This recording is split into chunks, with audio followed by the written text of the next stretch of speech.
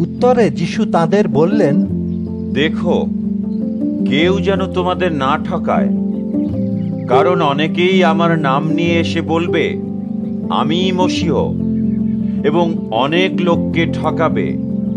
তোমাদের কানে যুদ্ধের আওয়াজ আসবে, আর যুদ্ধের খবরাখবরও তোমরা শুনতে পাবে।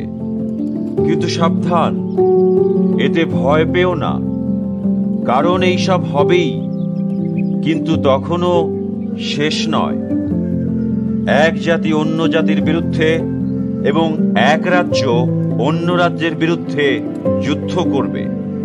অনেক জায়গায় দুর্ভিক্ষ ও ভূমিকম্প হবে, কিন্তু এইসব কেবল যন্ত্রণার আরম্ভ। সেই সময় লোকে তোমাদের কষ্ট দেবার জন্য ধরিয়ে দেবে এবং তোমাদের খুন করবে। আমার জন্য সব লোকেরা তোমাদের ঘৃণা করবে।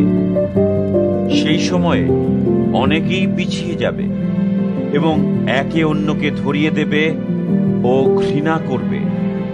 অনেক ভণ্ড নবী এসে অনেককে ঠকাবে।